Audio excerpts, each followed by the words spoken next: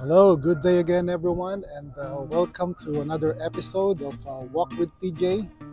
So, I'm so glad that you're joining with me. Every time I walk, nagiging excited na ako maglakad at ipakita sa inyo itong mga lugar that I'm going to. If you could see the bridge behind me, yes, you guessed it right. It's called the George Washington Bridge. So I'm here it's called Ross Dock picnic area dito sa Fort Lee, New Jersey. Ayan. Yan ang George Washington Bridge. This is the bridge that connect New Jersey to New York, Manhattan. And if you can see yung mga buildings behind the bridge, ayan, those are the buildings in Manhattan. Alam nyo ba that this bridge that connects New Jersey to New York, just like what I said, it has 7 lanes each way, so 14 lanes balikan, 4 in the upper level and 3 sa lower level. And then with that number of lanes, here's a fun fact for you. Do you know that this bridge is the busiest bridge in the world in terms of vehicular volume? In fact, if you go to that bridge and if you're in the wrong time of the day, it could take you about an hour just to cross from this area in New Jersey up to that area in New York. So, and one fun fact, I don't think if it's fun for you, do you know that the toll for this bridge, yung toll para sa bridge na to ay for cars is $16. Wow.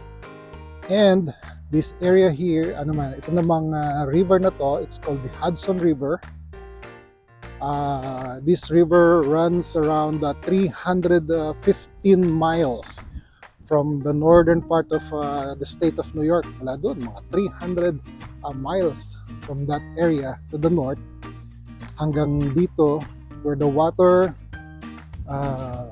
flows to the Atlantic Ocean doon sa Bay of New York or New York Bay. But another fun fact for you, sabi ko sa inyo may matututunan kayo sa akin because I'm researching for you. So this, as you can see, this water here, yung tubig na to, the river bed nitong Hudson River and this portion is deeper than the sea where the water flows. So that's why, for that reason, yung nakikita nyo ngayon na tubig na yan is a mixture of seawater and fresh water. But mostly seawater kasi nga mas malalim yung riverbed na to when kesa dun sa dagat, sa sea. So that's why during high tide, pagka nag-high tide, the seawater goes from the sea all the way to this river, and the seawater can reach up to 70 miles north. See, up to 70 miles north, pataas dun sa north. And that's 70 miles, it could go up to, there is a city dun sa north, it's called Poughkeepsie, New York. It's a moderately medium-sized city sa New York, and the seawater could go up there. The next few days, maybe in 2 weeks time, makikita nyo lahat ng dahon na yan. It will change in color, meaning iba't ibang kulay. Some will be red, orange. So that's the beauty of fall. I think a lot of people, fall is their favorite season. Well, for me, I like fall also because babago yung panahon, babago yung mga kulay. You can see Mother Earth on displaying her own beauty. Kasi nga, no matter how good you are, maybe no matter how good of an artist you are, or no matter how good of a scientist you are, you cannot do what Mother Earth can do, yung magbago ng season, ng panahon, magbago ng season. And more than that, I think what we cannot do is what God can do. We all believe that God has created the world. Ang Panginoon ang lumikha ng lahat ng yan.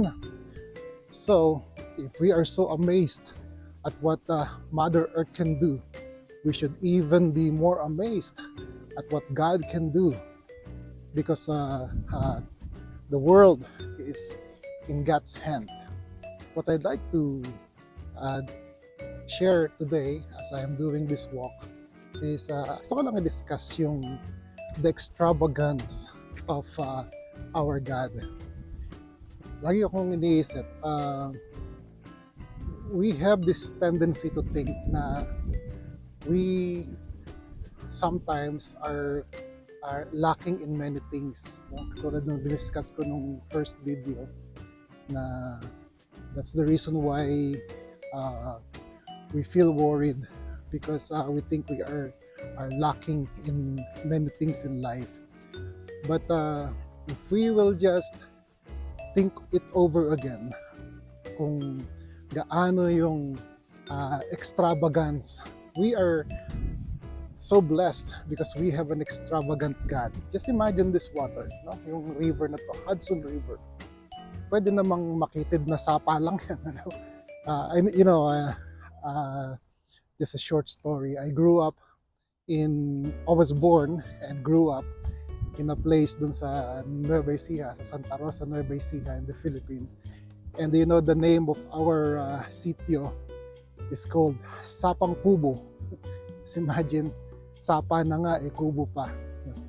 I was thinking that pwede naman that God could just create a small creek, and the water can pass through there. But just imagine this, it's just a river. It's a long river. It's not the longest river in the world. It's not even the longest river in America. It's 315 miles, just like what I said. But look at the volume of water in here. Just shows to prove how extravagant the God is. So how extravagant our God who created this river. And the world is displaying, pinapakita ng mundo natin na to, the extravagance of the Creator. Kung gaano katindi yung world that He created for us, how much things in this world na parang pag tinignan mo, what's the purpose of this thing? Parang wala namang purpose. But these things exist. And that shows, I believe, and that proves that the God we are serving is an extravagant God. He is an extravagant giver. And also, just look at this number of trees behind me. No? It is, if you will look at the map, itong area na to, this is not a forest. No? I'm not in the middle of the forest. In fact, sabi ko nga, just on the other side, let me see, attention ako mabilis. Yeah, just on the other side of that river is New York. It's Manhattan. No? And on this side naman is New Jersey. And look at this number of trees. I was trying to count. Well, I'm not a botanist, kaya hindi ko kayang identify kung ano yung mga klase ng mga trees na nandito. But if you will just look at these trees, iba-iba ng variety yan, iba-iba ng lahi. I think merong oak, merong some of these are maple trees, some of these are, gahanap ba ako ng mangga, wala lang talagang mangga dito. Sa mangga. But if you will look at these trees, it's of different varieties. Parang sabi mo, pwede na bang tatlong na lang, isang mangga, isang santol, isang something na hindi namumunga, nara, or itong maple trees na to. But why God created so much varieties of trees in this world? Have you looked up in a clear night sky Ngayon, ito ay it's cloudy today and it's breezy, so malamig. But uh, I remember back in the Philippines, because lumaki nga ako sa Sapang Kubo. Alam mo yung lugar namin, it's really a farm area. Kaya there are no buildings. Noong bata pa ako, I could look up and look at the stars. I read this book before that in a clear night sky, you can only see around 3,000 stars in the sky. If you will use telescope, you will see billions and billions of stars.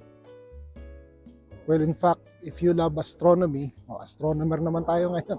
Kanina, botanist, kanina, tapos before that, tagatingin ng mga structures. If you love astronomy, so this Earth is part of the solar system, alam natin yan. And the solar system is part of the galaxy. It's called the Milky Way galaxy. Alam niyo ba kung ilan yung stars sa Milky Way galaxy? So, as we know, ang sun is our closest star. Yun ang pinakamalapit na star sa atin. But our star is just a small size star as compared doon sa mga ibang stars sa Milky Way galaxy.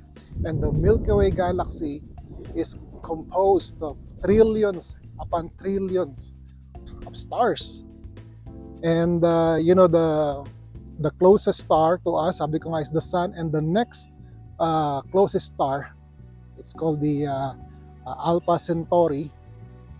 It will take 4 years for light to go there. And I believe David, while he was being amazed of the generosity and the extravagance of God, sinulat niya yung Psalm 147 verse 4, where he said there that he determines the number of stars and he knows them by name. Doon nanggaling yung lyrics sa kanta ni Chris Tomlin that he said, "You put the stars in the sky and you know them by name." So just imagine those billions upon billions of stars in billions upon billions of galaxies, known galaxies. It is the same God who created those stars, and He's the same God who created this earth that we live in, and He is the same God who created you and me. No? So I guess what I'm saying right now is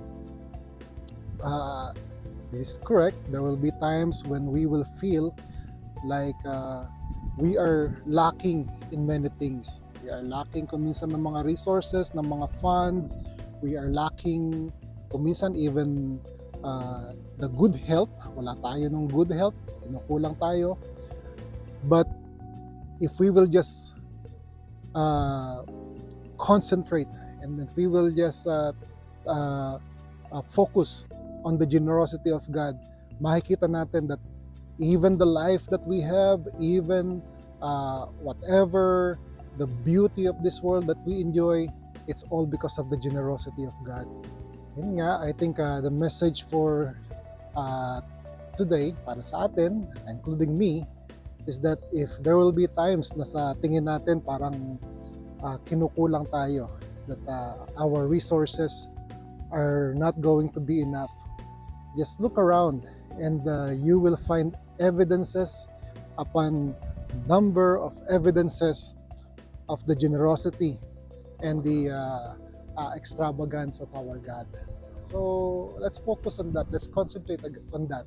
And kahit paano may ibisan yung mga worries natin sa buhay na parang sa pagka nag-iisip tayo na mukhang kukulangin tayo.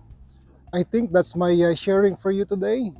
So I would like to invite you again next time to walk with TJ, walk with me. Let's grow in faith as we burn our fat. And until next time, bye-bye. See you again on the next episode of Walk with TJ. See you. God bless.